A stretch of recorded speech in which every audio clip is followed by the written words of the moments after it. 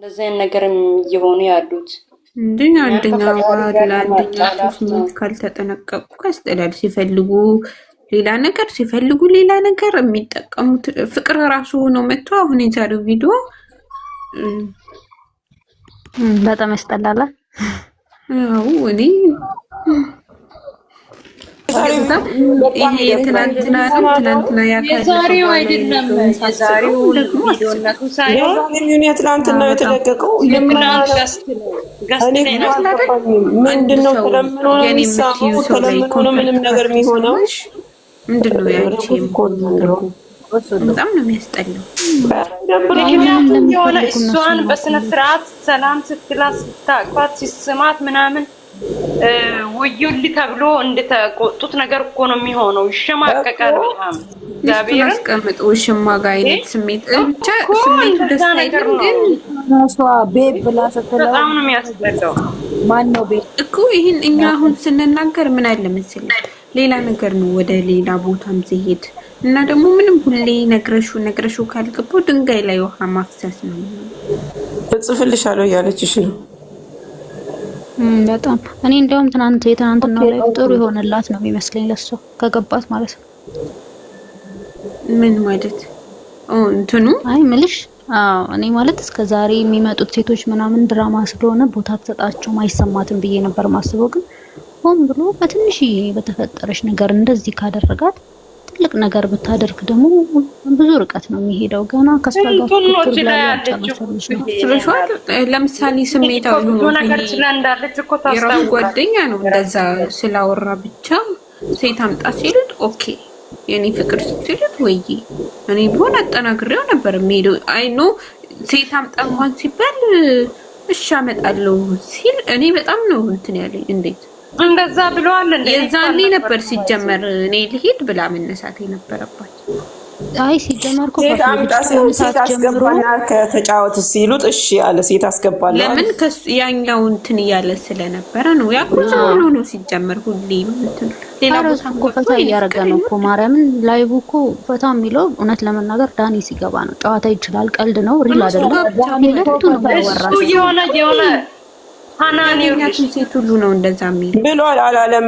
እንዴት አላለም? እስኪ እሱ ዘግቶ እስኪወጣ ድረስ ከነሱ ጋር ነኝ እኔ። እንዴት አላለም? ማን ነው አንቺ አላለም እንዴ? ምንድነው ያላለው? ይበሉ እኮ ይበል፣ የፈለገውን ያድርግ። እንደዛ ለምን አላ ማለት አንችልም እኮ። ከካሜራ ጀርባ ስንት ነገር እያደረገ እንደሆነ ፈጣሪ እና እሱ ይውቁት፣ እኛ ያገባን። ግን ደግሞ እዚህ ጋር ምንድነው ይሄ ሁሉ በሚሊዮን የሚቆጠር ህዝብ ነው እነሱን የሚከተላቸው። በጣም ቪዩ ያላቸው ሰዎች ናቸው። ልጅቷ በጣም የህዝብ ልጅ ናት፣ በጣም ተወዳጅ ናት። ታውቂያለሽ? እሷን ተከትሎ ብዙ ኦዲየንስ ገደል የሚገባል ነገር። አሁን ለምሳሌ እኔ እህትሽ ነኝ አይደል? በቃ የእናትሽ ልጅ እህትሽ ሁሌ እኔ የማይታየኝን ነገር አንቺ በየቀኑ እያሳየሽኝ አይኔን ጨፍኝ ሁሌ ግግም አልፈልግም ካልኩሽ ምን አንድ ሰው ከራሱ ላይ የሆነ እርምጃ ሊራመድ ግድ ነው። ሁሌ በቀልድ መሀል እውነቶችን ታያለሽ እኮ ሁሌ እና ረጅም አመት ነው። አንዳንድ ጊዜ አይንሽን መግለጥ፣ ነገሮችን ለማስተካከል መሞከር እንትን የሆነ ሰዓት ላይ እኮ ማለት ነው ይኸውልሽ አዳምጪኝ። እዚህ ጋር አይኗን እንዳትገልጥ ያዝ ለቀቅ ነው ልጁ። ገባሽ እኮ ህይወት እኮ እንዴት ነው ማሞከር እንዴ? አንዳንዴ እኮ በፍቅር ተናጥፎላት ነው የሚመጣው። በዛን ሰዓት ደግሞ ሴት ልጅ ነች፣ ልቧ ይሸነፋል።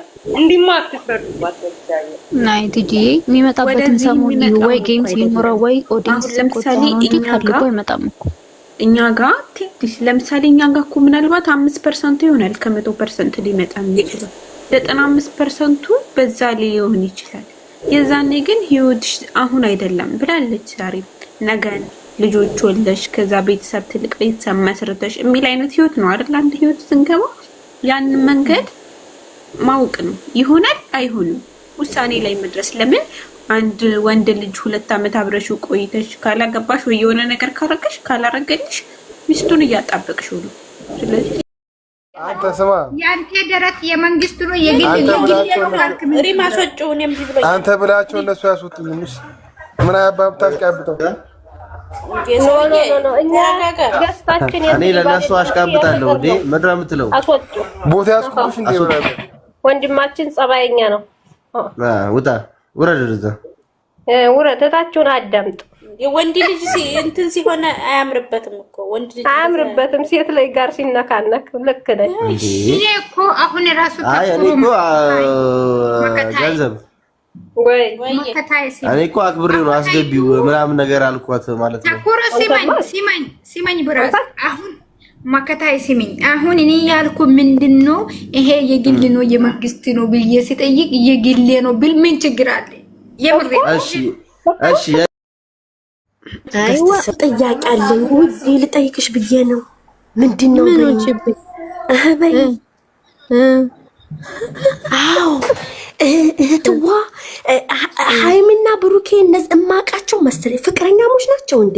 ነው ተሳስቼ ነው? ኧረ እባክሽ ይሄ ነው ማወናበድ። ናቸው አይደል? ናቸው ወይ አይደሉም? በይኝ ልሮጥ ነው። ተይ እባክሽ። ኧረ እባክሽ አይ ልናገር ብዬ ነው። በቃ እኔ ልውረድና ቶሎ ግቡ ገስት የሚሰራ ለዛውም በቫላንታይኑ ቀን ፍቅረኛሞች አይደለም ባልና ሚስት ናቸው። ልንገርሽ ብዬ ነው። ዝም በይኔ በይ ሞልላክልሽ አስረጅ ብዬ ነው የመጣት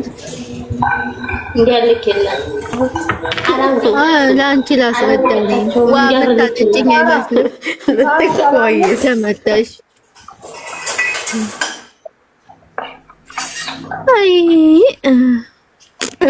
ሞት ይሻለኛል። ባለቀይዋ ቀሚስ በጣም አምሮብሻል፣ የቡቡ ሸጋ ሚስት እጅግ ተውበሻል እያልኳት ነው። አሁን ቀይሪልን ወይዘሮ ዛራ የለሽም ፎቶ ልላክልሽ? አትሰማኝም እኮ ዛራ